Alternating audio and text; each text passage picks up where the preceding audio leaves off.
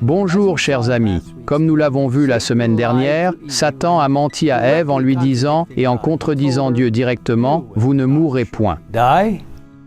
Ce mensonge a traversé les siècles, car les êtres humains ne veulent tout simplement pas accepter la déclaration de Dieu, « Car tu es poussière et tu retourneras dans la poussière ».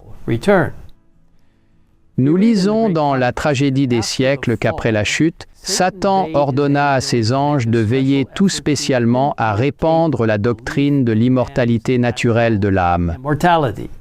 Cela fait, il devait amener les hommes à la conclusion que les méchants étaient condamnés à subir des souffrances éternelles. L'autrice décrit comment le prince des ténèbres agit à travers ses agents, faisant passer Dieu pour un affreux tyran qui plonge tous ceux qui lui déplaisent dans les flammes de l'enfer, où ils endurent des souffrances indicibles et se tordent en des tourments sans fin, spectacle que l'Éternel contemple avec satisfaction.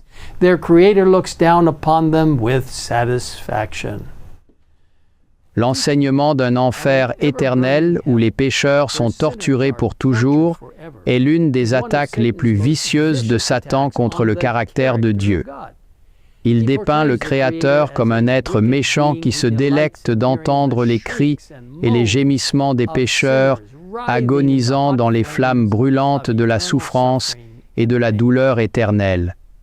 Cet enseignement déforme grossièrement le vrai caractère de Dieu, tel que décrit en Ézéchiel 33, 11. « Je suis vivant, dit le Seigneur, l'Éternel, ce que je désire, ce n'est pas que le méchant meure, c'est qu'il change de conduite et qu'il vive. Revenez, revenez de votre mauvaise voie. Et pourquoi mourriez-vous, maison d'Israël » Une autre fausse doctrine concernant l'état des morts prétend que tandis que les méchants vont en enfer, les justes vont directement au ciel. Cela contredit également la parole de Dieu. Décrivant ce qui se passe lorsque quelqu'un meurt, le psaume 146, 4 nous dit « Leur souffle s'en va, ils rentrent dans la terre, et ce même jour, leurs desseins périssent. » Ailleurs dans les psaumes, nous lisons « Car celui qui meurt n'a plus ton souvenir. Qui te louera dans le séjour des morts? » Et ce ne sont pas les morts qui célèbrent l'Éternel, ce n'est aucun de ceux qui descendent dans le lieu du silence. Le même témoignage est donné en Ecclésiaste 9, 5, 6. Les vivants, en effet, savent qu'ils mourront, mais les morts ne savent rien, et il n'y a pour eux plus de salaire, puisque leur mémoire est oubliée. Et leur amour, et leur haine, et leur envie ont déjà péri, et ils n'auront plus jamais aucune part à tout ce qui se fait sous le soleil. Nous recevons ensuite ce conseil poignant au verset 10. Tout ce que ta main trouve à faire avec ta force, fais-le, car il n'y a ni œuvre, ni pensée, ni science, ni sagesse dans le séjour des morts où tu vas. Alors qu'au début, l'idée populaire que nos proches sont maintenant au paradis peut sembler réconfortante, si nous y réfléchissons plus profondément, nous réalisons que cette idée est en fait très troublante. Considérons ceci dans le livre « La tragédie des siècles ». Selon la croyance populaire, les rachetés qui sont dans le ciel savent tout ce qui se passe sur la terre et tout spécialement ce qui se rapporte aux amis qu'ils y ont laissés. Mais comment la connaissance des peines, des fautes, des souffrances et des déceptions de leurs bien-aimés pourrait-elle s'accorder avec leur félicité?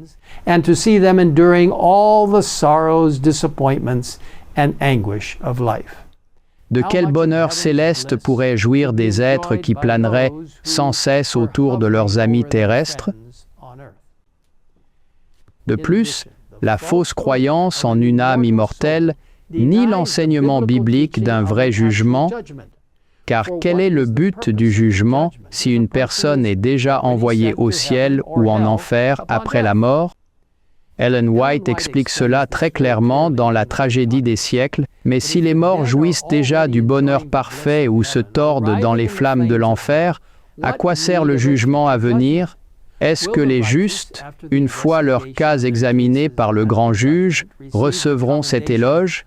C'est bien, bon et fidèle serviteur, entre dans la joie de ton maître, alors qu'ils auront déjà peut-être passé des siècles en sa présence.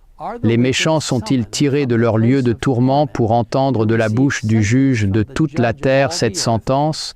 Retirez-vous de moi, maudits, allez dans le feu éternel. Non, mes amis, cela n'a absolument aucun sens. De plus, l'enseignement d'une âme immortelle se moque de la belle assurance de l'espérance de la résurrection. Car pourquoi une personne devrait-elle ressusciter de la tombe si elle est déjà au ciel ou en enfer? La Bible enseigne que lorsqu'une personne meurt, elle est dans un état inconscient et dort du sommeil de la mort jusqu'à ce qu'elle soit réveillée par la voix de Dieu. Ceci est clairement décrit dans le merveilleux passage des Écritures en 1 Thessaloniciens 4, 13 des 18, qui déclare « Nous ne voulons pas, frères, que vous soyez dans l'ignorance au sujet de ceux qui dorment, afin que vous ne vous affligiez pas comme les autres qui n'ont point d'espérance. Car si nous croyons que Jésus est mort et qu'il est ressuscité, croyons aussi que Dieu ramènera par Jésus et avec lui ceux qui sont morts. Voici, en effet, ce que nous vous déclarons d'après la parole du Seigneur. Nous, les vivants, restés pour l'avènement du Seigneur, nous ne devancerons pas ceux qui sont morts. Car le Seigneur lui-même a un signal donné à la voix d'un archange et au son de la trompette de Dieu descendra du ciel et les morts en Christ ressusciteront premièrement. Ensuite, nous les vivants qui serons restés, nous serons tous ensemble enlevés avec eux sur des nuées à la rencontre du Seigneur dans les airs et ainsi nous serons toujours avec le Seigneur. Consolez-vous donc les uns les autres par ces paroles. Mes frères et sœurs, nous n'avons pas besoin d'être trompés par les mensonges de Satan. Nous pouvons compter sur la parole de Dieu. Elle est aussi solide qu'un roc. Si vous souhaitez en apprendre davantage sur ce sujet très important, je vous encourage à lire le chapitre 33 de la tragédie des siècles intitulé « La séduction originelle ». Si vous n'avez pas encore ce livre incroyable, je vous encourage à télécharger votre copie gratuite dès aujourd'hui sur thegreatcontroversyproject.org. Chers amis, Jésus vient bientôt. Alors que nous approchons des dernières heures de l'histoire de la terre, Satan essaiera de tromper de plus en plus. Mais cela n'est pas inévitable. Dieu nous a donné tout ce qu'il nous faut savoir. Croyons et faisons confiance en lui. Je vous invite à prier avec moi. Merci, Père Céleste, de nous avoir donné la parole sûre de la prophétie, la Bible, qui peut nous expliquer les événements passés et à venir. Nous te sommes tellement reconnaissants pour les instructions sur la façon de vivre et sur la manière dont nous devons aborder les tromperies du diable. Aide-nous à n'accepter que la parole pure de Dieu et à ne pas être tentés de comprendre et d'accepter la vérité mélangée à l'erreur présentée par le diable et ceux qui cherchent à nous égarer. Aide-nous toujours à nous tourner vers toi et vers ta parole biblique pure. Au nom de Jésus, nous te le demandons. Amen. Amen.